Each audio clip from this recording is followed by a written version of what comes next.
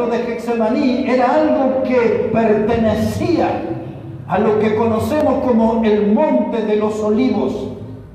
El huerto de Getsemaní estaba a 1 kilómetro, a 10 cuadras, en las afueras de Jerusalén. Así que esto que estamos leyendo sucedió allí. Y quiero que agarre esto que le voy a dar ahora, porque si no, no va a entender mi mensaje. La palabra Getsemaní, esta palabra, quiere decir prensa de aceite.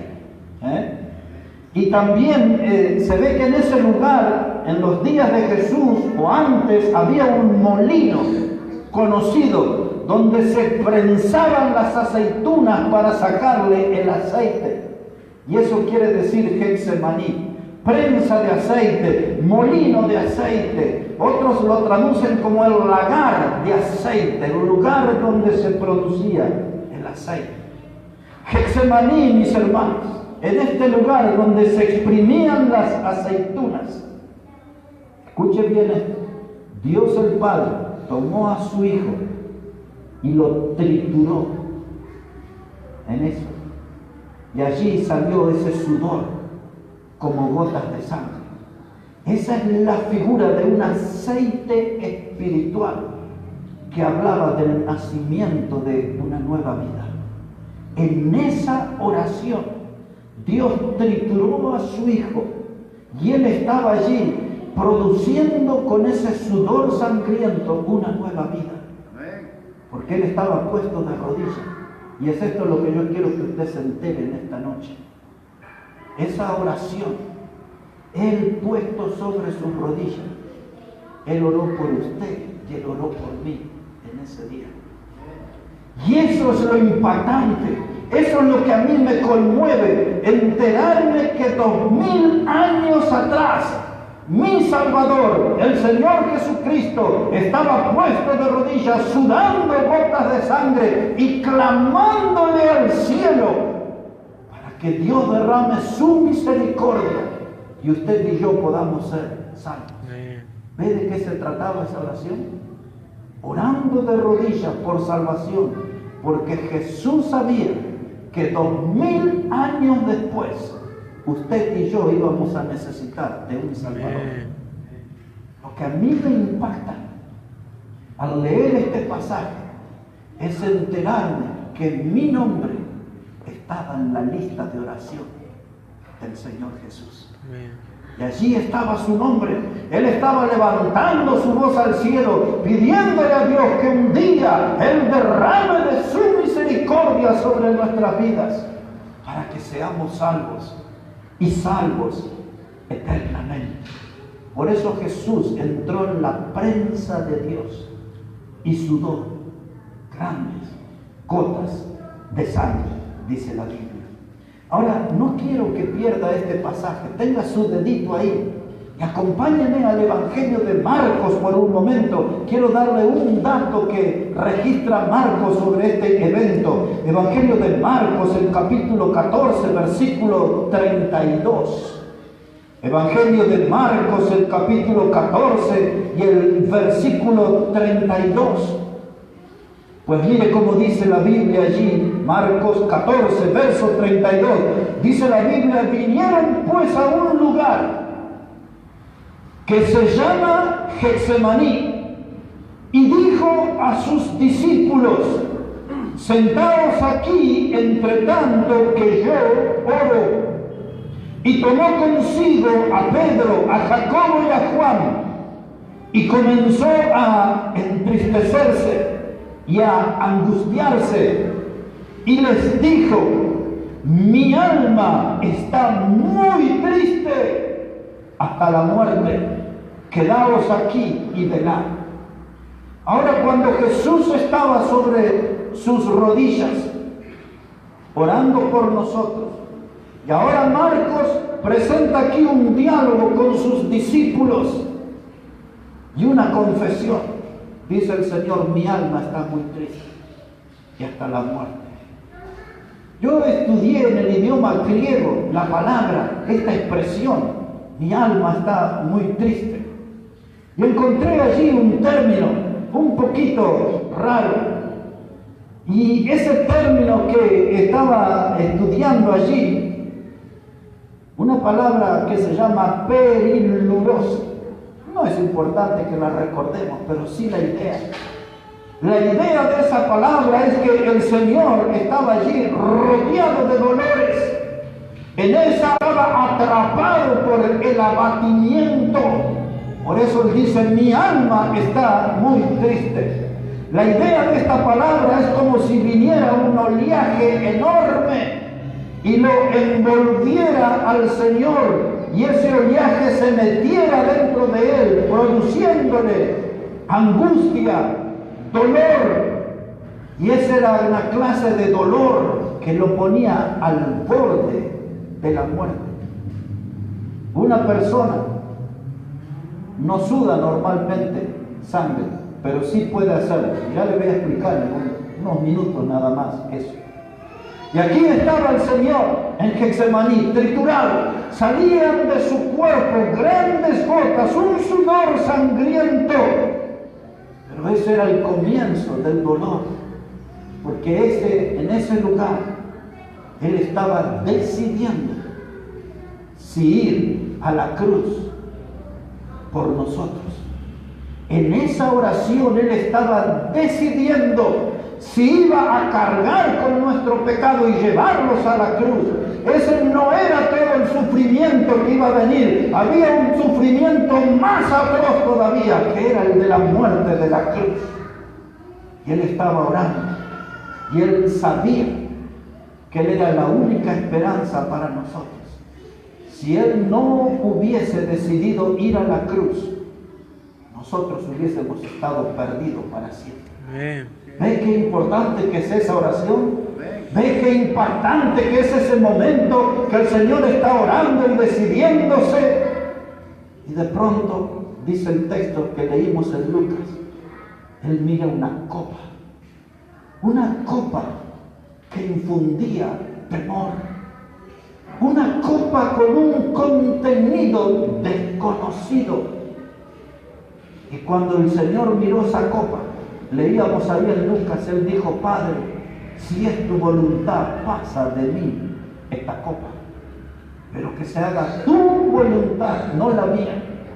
Y ahora nosotros ponemos la mirada en esa copa, porque en esa copa, en su contenido, estaba la muerte. La Biblia dice que Cristo es el autor de la vida.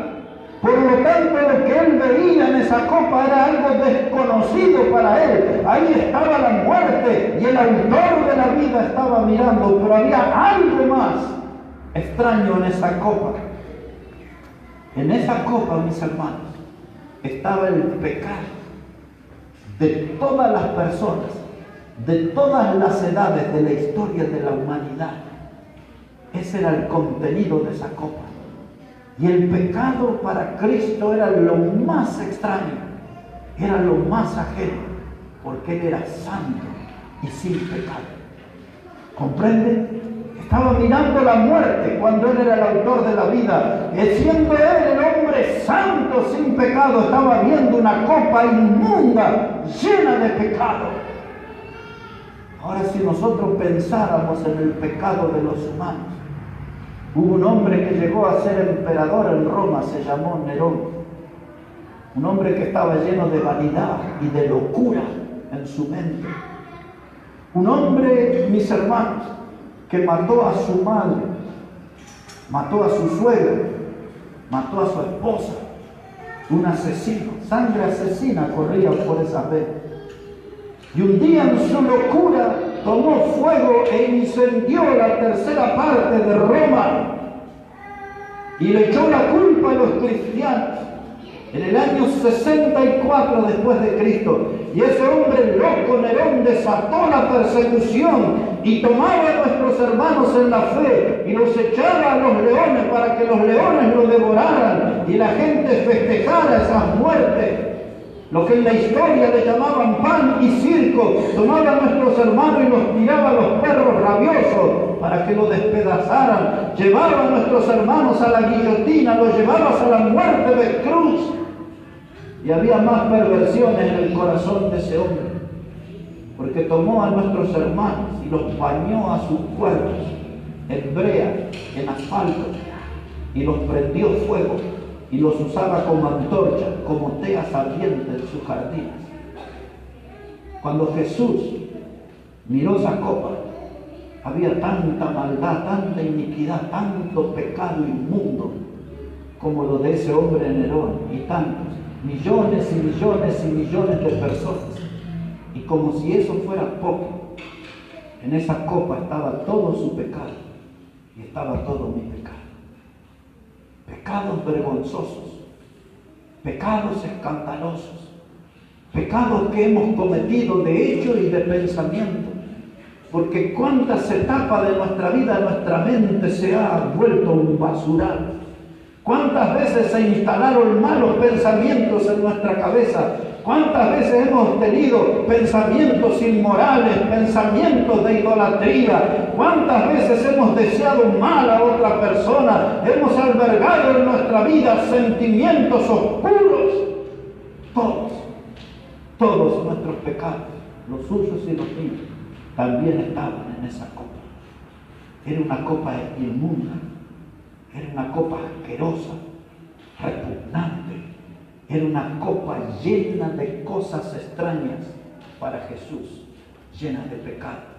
El varón más santo estaba cara a cara mirando el pecado. Pero también él levanta su mirada y detrás de esa copa él ve la cruz.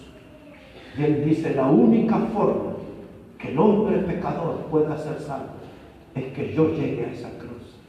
Levanta su mirada al cielo y le dice, Padre, que se haga tu voluntad y no la mía. En otras palabras, él estaba decidido a pagar el precio por nuestros pecados.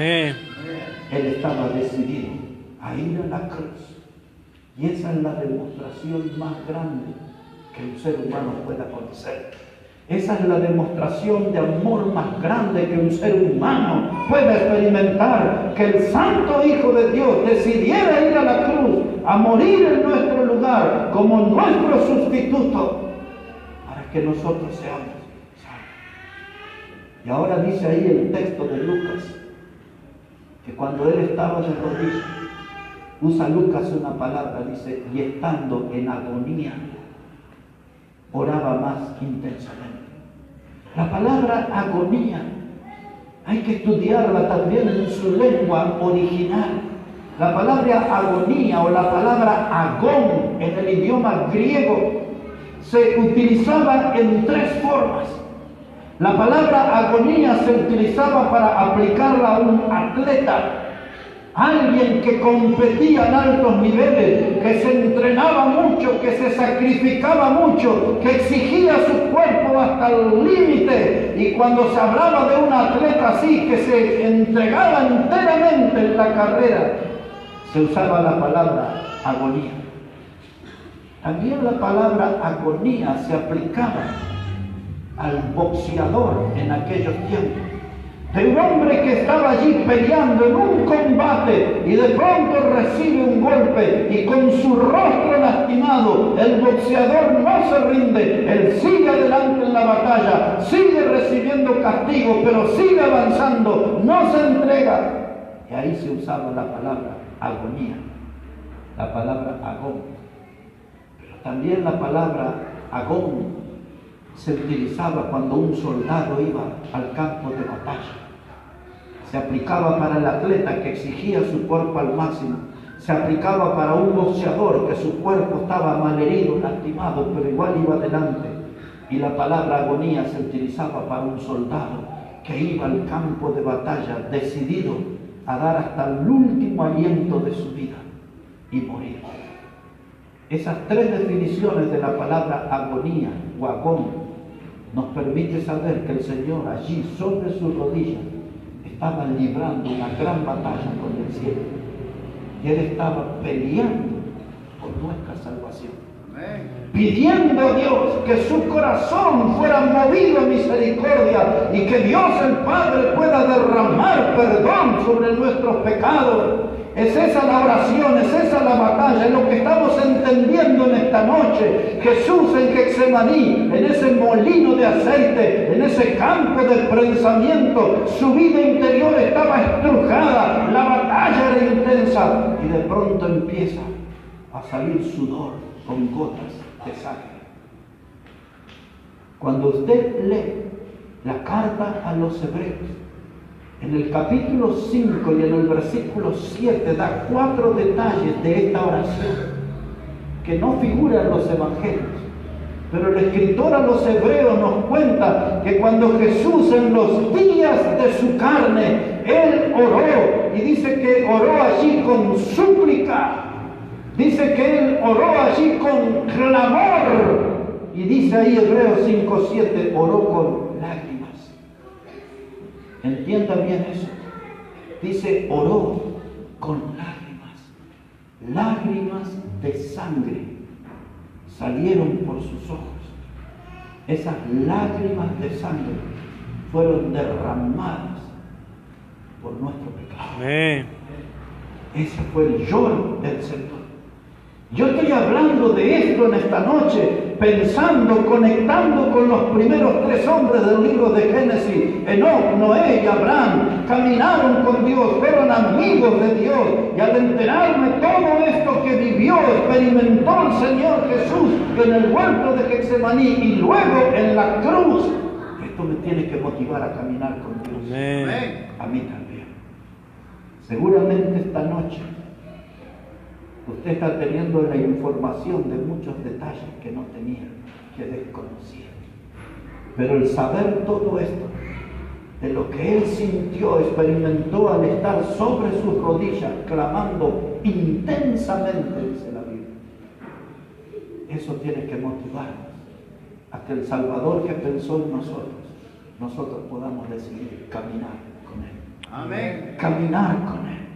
Ahí estamos en Getsemaní, ahí estaba mirando él la copa, su contenido, una copa repugnante, inmunda, una copa tóxica, donde estaba el más alto grado del pecado.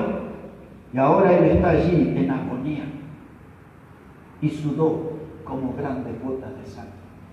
Si usted habla con un médico, el doctor le explicará y le dirá que ese fenómeno se llama hematidrosis. Cuando una persona suda gotas de sangre, eso se llama hematidrosis. Y sucede en una sola clase de circunstancias. Cuando una persona está bajo mucha presión o cuando una persona está en un gran estado de tensión.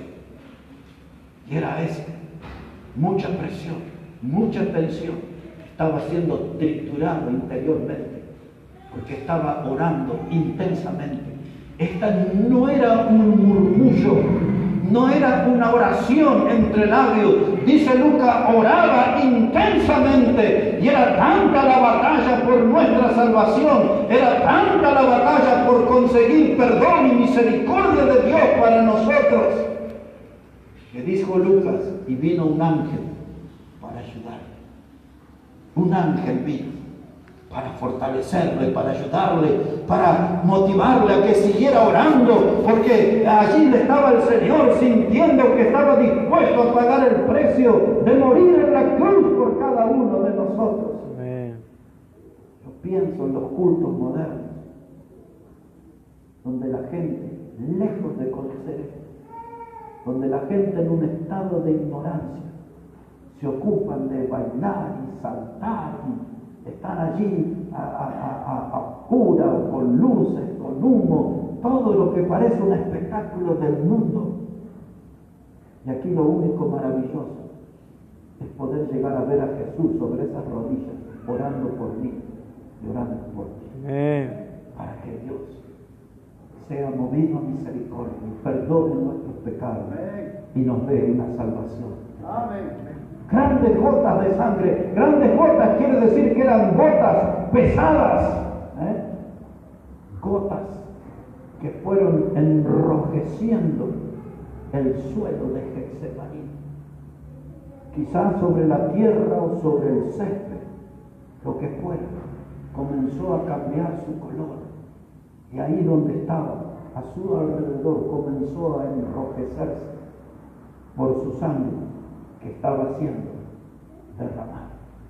De eso quería hablar con ustedes en esta noche, el sudor sangriento. El transmitir esta lección bíblica para que esta noche no sea una noche más en nuestra vida, no sea una noche común en nuestra vida, sea la noche donde tomemos conocimiento y tomemos conciencia del gran sacrificio del Señor Jesucristo por nosotros, su gran amor. El hablar en esta noche, predicar sobre el sudor sangriento, esto nos pone en conocimiento, no es una viva voz que sale de Getsemaní y que nos pone en estado de alerta de cuán grave es nuestro pecado delante de Dios. Fue tan grave nuestro pecado que en esa lucha Jesús derramó un sudor sangriento. Y allí desde Getsemaní hay un llamado al arrepentimiento. Usted y yo no podemos permanecer en el pecado. Usted y yo no podemos estar encadenados al pecado, esclavizados al pecado. Tenemos que ser libres en Cristo. No podemos ser cristianos derrotados, deprimidos, desanimados. Tenemos que ser cristianos gozosos, victoriosos, entusiasmados, porque el sacrificio de nuestro Salvador fue grande. Amén. No para que usted viva empantanado, hundiendo su vida en arenas movedizas, cuando deberíamos vivir un cristianismo triunfante, glorioso, victorioso. Amén. Por eso Jesús derramó su sangre en la oración, y por eso Jesús derramó su sangre en la cruz. Les dije que quería hablarles en esta noche del sudor sangriento, pero en segundo lugar quiero hablarles sobre la sangre de la cruz. ¿Qué era esa sangre en la cruz? Esa sangre que comenzó a derramar en Getsemaní, la derramó completamente estando en la cruz del Calvario. Si puede acompañarme a la carta de Colosenses, capítulo 1. La carta que Pablo le escribió a los colosenses en el capítulo 1 y en el versículo 20 vamos a poner nuestra atención. Colosenses, el capítulo 1 y el versículo 20. Mire cómo dice la Biblia, la palabra de Dios, Colosenses 1, verso 20. Dice, y por medio de Él es Cristo, por medio de Cristo, reconciliar consigo todas las cosas, así las que están en la tierra como las que están en los cielos, haciendo la paz mediante la sangre. ¿De qué cosa dice su Biblia? De su cruz. Este pasaje nos informa que la sangre que Cristo derramó en la cruz es la que consigue paz para nosotros, una paz con Dios. Amén. No hay otro modo, no hay otra forma, no hay otra doctrina para que el hombre pecador pueda tener paz con Dios. Necesita de la sangre de la cruz, no de otra clase de sangre, de la sangre que Cristo derramó en la cruz. Esa es la única sangre que obtiene perdón de pecados, que obtiene salvación eterna, que obtiene paz para con Dios. Porque nuestros pecados han ofendido a Dios, nuestros pecados variados, de toda clase de pecados que hemos cometido, han lastimado el corazón de Dios. Nuestro pecado ha ofendido a un Dios que es santo. Amén. Es nuestro pecado lo que nos enemistó con Dios. Y es de nuestro pecado que el apóstol Pablo escribió ese conocido texto de Romanos 3:23. Por cuanto todos pecaron, están destituidos de la gloria de Dios. El pecado nos separó del Dios santo. El pecado nos alejó Pablo usa la palabra destituidos, alejados, separados, sin posibilidad de tener comunión el hombre pecador con el Dios santo. Pero Dios en su sabiduría y en su amor eligió un lugar común para hacer algo fuera de lo común. Eligió la unión de dos maderos, una cruz, y en ese lugar común Dios brindó la posibilidad que el hombre pecador se reconcilie con un Dios santo. Dice Pablo, por medio de él reconciliar. Esa palabra reconciliar significa volver a unir, porque el hombre se separó de Dios desde el huerto del Edén. Cuando Adán y Eva se rebelaron contra Dios, desobedecieron su palabra, prefirieron obedecer a la serpiente, el hombre se enemistó con Dios. Pero ahora hay algo hermoso, la reconciliación. Y Pablo nos cuenta en esta noche, esa reconciliación solamente se consigue mediante la sangre de la cruz. Amén. Si Dios lo permite, mañana y el domingo, yo quiero que sigamos contemplando esa cruz y todo lo que pasó. Pero le diré algo más en esta noche. Esa paz que tenemos con Dios también nos abre la puerta para sentir la paz de Dios en nuestra vida. La sangre de Cristo logra que el hombre pecador tenga paz con Dios, pero esa sangre también logra que la paz de Dios esté en nosotros. El impío, dijo el profeta Isaías, que su vida es como un mar revuelto, cieno, lodo, cosas inmundas hay en el alma del impío, pero el hombre que ha sido salvo, la mujer que ha sido salva por Cristo, obtiene la paz de Dios. A veces la gente habla con nosotros y dice, no sé, le digo, pero usted tiene una paz. En la presencia de Cristo y en la obra de Cristo, que consiguió que yo, pecador, tuviera paz con Dios y que la paz de Dios viniera a mi vida. ¿Por qué hay tanta gente tan nerviosa? ¿Por qué hay tanta gente tan preocupada? Gente desesperada, al borde de un ataque de nervios, por lo que pasa en el mundo familiar, por lo que pasa en el mundo de los negocios, por lo que nos pasa en el vecindario. No tenemos paz. Vivimos, hermanos, atemorizados. Si salgo y me asaltan, me matan. Vivimos llenos de temores. El que tiene a Cristo tiene que vivir la paz de Dios. Amén. Hasta hay uno de los salmos que dice, en paz me acostaré. No solo el día tengo que vivir en paz, sino que cuando voy a descansar, tengo que sentir esa paz de Dios. Amén. Invadiéndome de la sangre de Jesús. Le daré un último detalle sobre esa obra en la cruz. Aquí en Colosenses también, capítulo 3 y versículo 13. Mire cómo dice la palabra de Dios, capítulo 3 y versículo 13. Yo quiero animarle a que mañana y el domingo usted invite a sus amigos, a sus familiares que no conocen a Cristo, porque yo quiero profundizar en este tema. Estos son doctrinas, enseñanzas que la gente tiene que conocer, de cómo Dios nos amó, de cómo Dios nos buscó, de cómo Cristo nos murió, cómo Cristo pagó ese precio por nosotros. Y ahora a mí, amigos y familiares, todos tienen que saber esta verdad que vamos a estar predicando este fin de semana. Amén. Mire cómo dice Colosenses 3. Dice la palabra de Dios aquí. A Colosenses 2, disculpe, versículo 13. Colosenses 2, versículo 13. Dice la palabra de Dios, y a vosotros, estando muertos en pecados y en la incircuncisión de vuestra carne, os dio vida juntamente con Él, perdonando todos los pecados, anulando el acta de los decretos que había contra nosotros, que nos era contraria, quitándola del medio y clavándola en la cruz, y despojando a los principados y a los potestades, los exhibió públicamente, triunfando sobre ellos en la cruz. Comienzo explicando el versículo 13. Dice la Biblia, estando vosotros muertos en pecado. El mismo apóstol le escribió a los Efesios en el capítulo 2 diciendo que el hombre está muerto en sus delitos y pecados. ¿Sabe que para Dios usted y yo somos delincuentes? Porque nosotros hemos transgredido la ley divina, hemos violado la ley divina.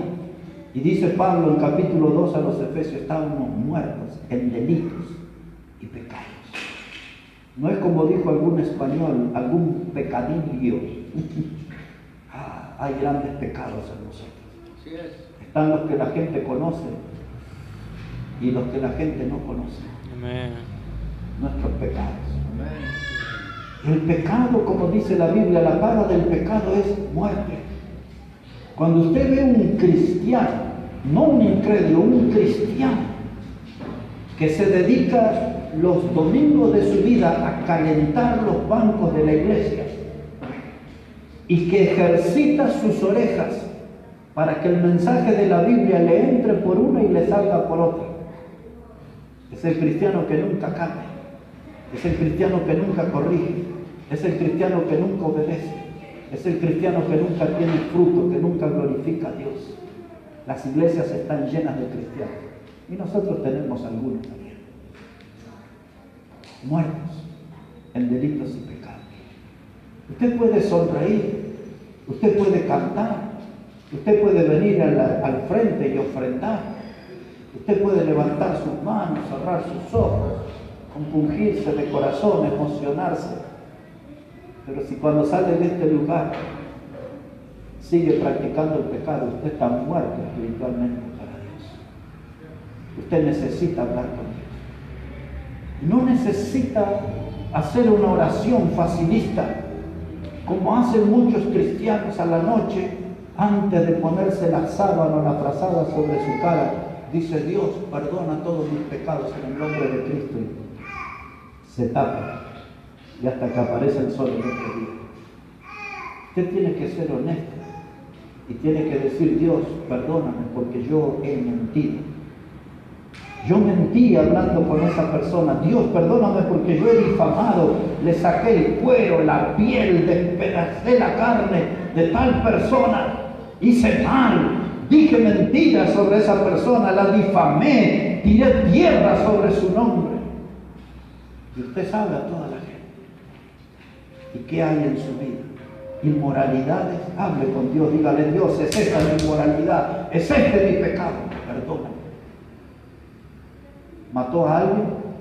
Hable con Dios, porque dice el texto, dice: perdonando todos nuestros pecados. No importa si es un pecado de hechicería, de mentira, no importa si es de borrachera, si es de adulterio, de fornicación, si es un crimen, no importa cuál es el pecado. La Biblia dice: perdonando todos nuestros pecados. Amén.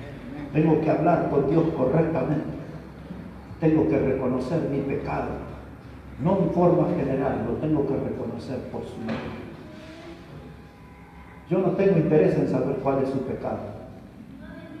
Salvo que sea muy curioso, no creo que usted tenga interés en saber cuál es mi pecado. Mejor hablemos con Dios. Amén.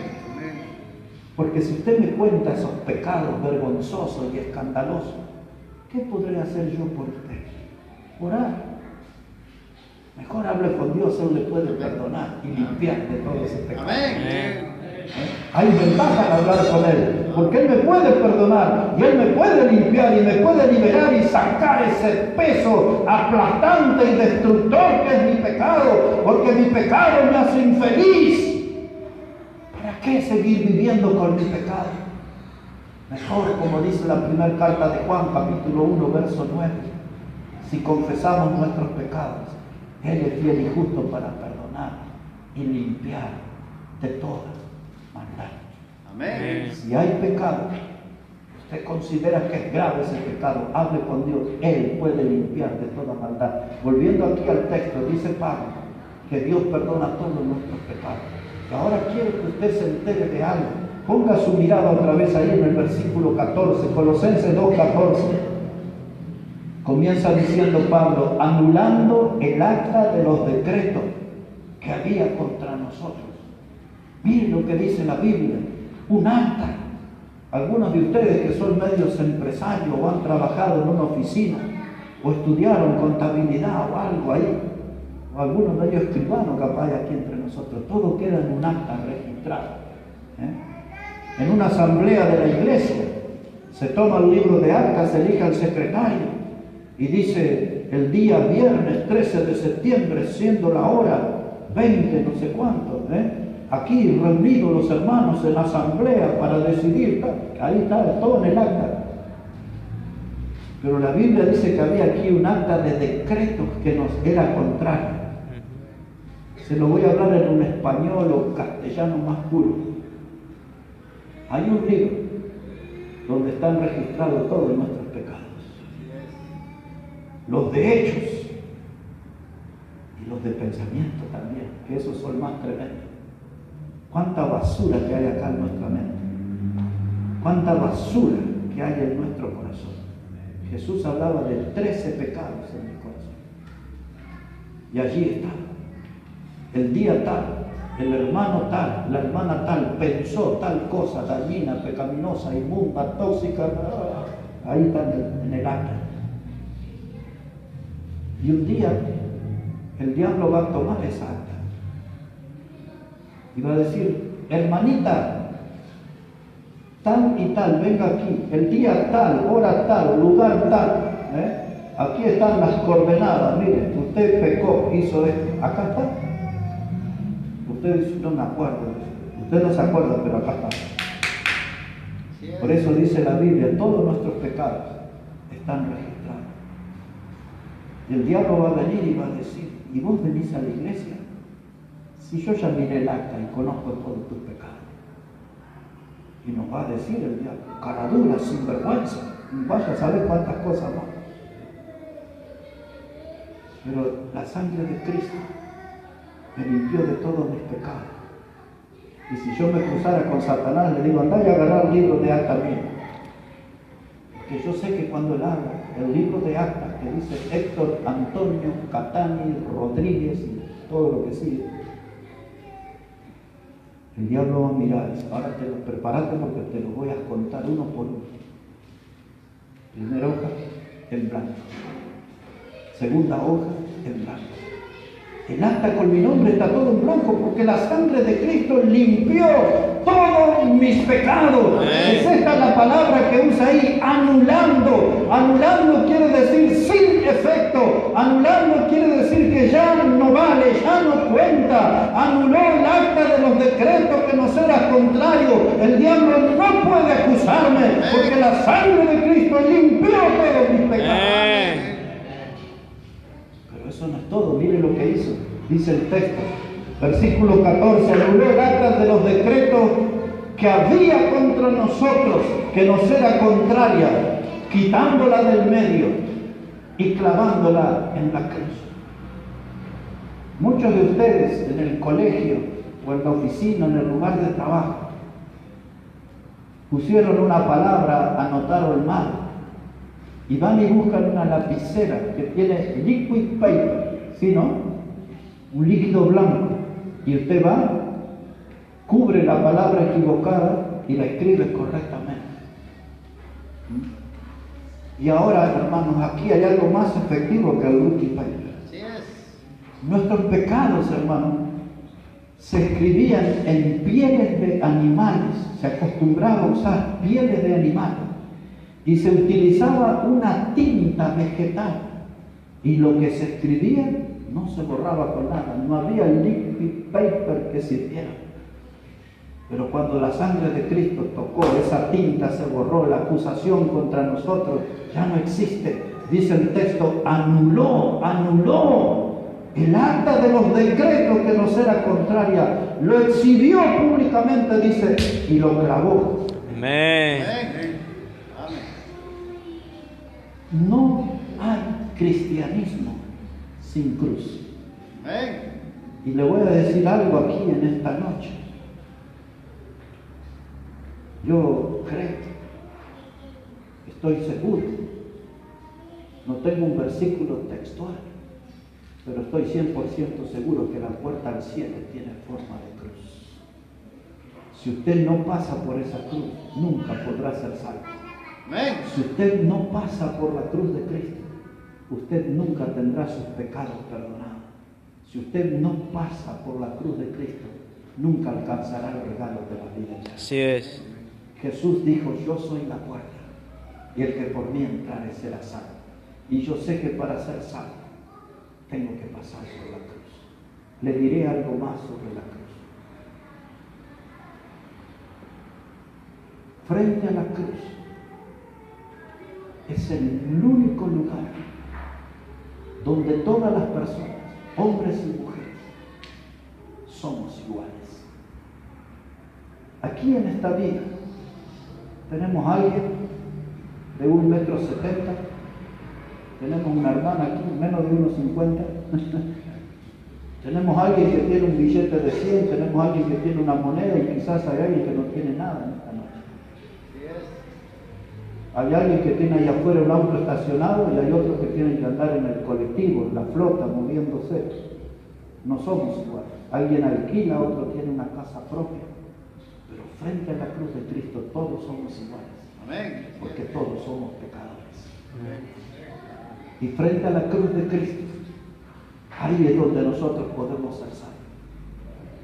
Mi pregunta en esta noche, pensando en el sudor sangriento, en esas gotas de sangre, en esa oración de rodillas en Getsemaní, y pensando en esta noche en la sangre de la cruz, ¿usted se siente 100% seguro de que usted ha creído en Jesucristo como su Salvador? Amén. ¿Realmente tiene usted la certeza de que si un día muere va a ir al cielo? Porque para tener el cielo, la gloria, la vida eterna, sus pecados tienen que ser limpios en esa sangre que Cristo derramó en la cruz. Y ahora terminaré apelando a la memoria de ustedes y contándole la historia de 3 hombres. Y así vamos a terminar en esta noche. El primer hombre era un ladrón. Cuando pusieron al Señor Jesucristo en la cruz, dice la Biblia que a su izquierda y a su derecha pusieron 2 ladrones. El primero era un ladrón que se burlaba de Jesús. Era un hombre que gritaba, lo que hoy se llamaría un tribunero, para la tribuna, un vendedor de humo. Estaba en la cruz y gritaba, si tú eres el Hijo de Dios, desciende de esa cruz, sálvate a ti mismo y a nosotros. Si yo hubiese estado ahí cerca, le hubiese dicho, cállate, no bajes, Señor, no bajes, porque si Cristo bajaba de esa cruz, nosotros íbamos a estar perdidos para siempre. Bien. A nosotros nos convenía que Él muriera en esa cruz para ser salvos. Amén. Ese ladrón había que pegarle, él quería que el Señor se bajara. Pero el otro ladrón dijo, ¿cómo? Tú, estando en la misma condición que Dios, no temes a Dios.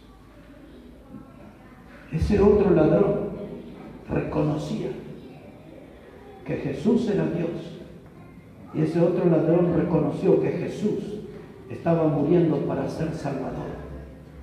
Y ese ladrón lo mira a Jesús y le dijo, acuérdate de mí cuando vengas en tu reino. Amén.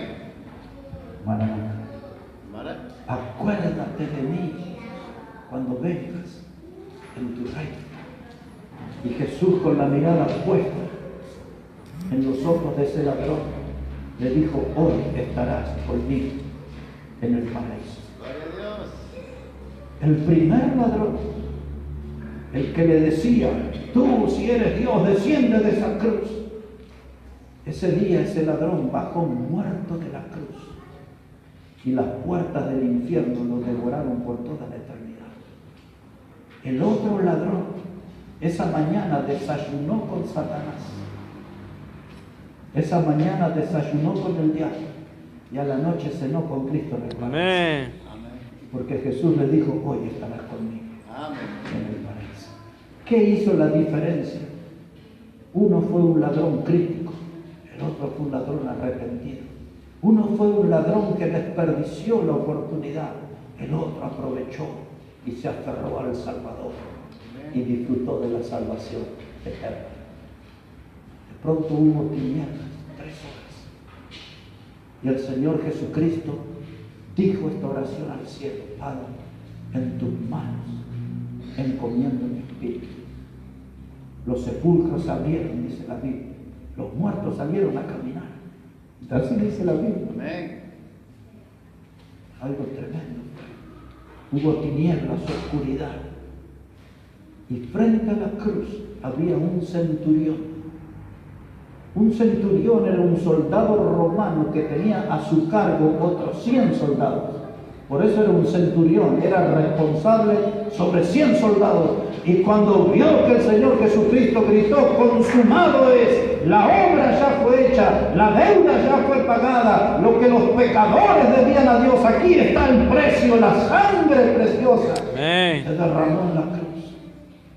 Y ese centurión, dice el Evangelio de Marcos y el de Mateo, dice que dijo: verdaderamente este hombre era el Hijo de Dios. Amén.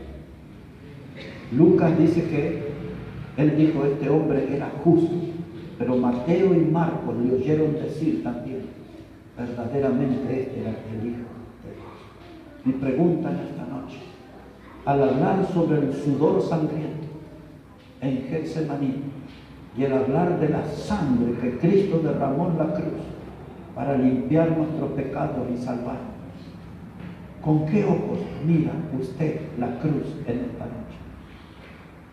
¿Con los ojos de incredulidad del ladrón que le dijo: bájate de esa cruz? ¿Con los ojos de fe del otro ladrón que dijo: acuérdate de mí cuando vengas en tu reino? Usted tiene la voz del centurión para decir en esta noche: yo estoy aquí para dar testimonio que Jesucristo es el Hijo de Dios.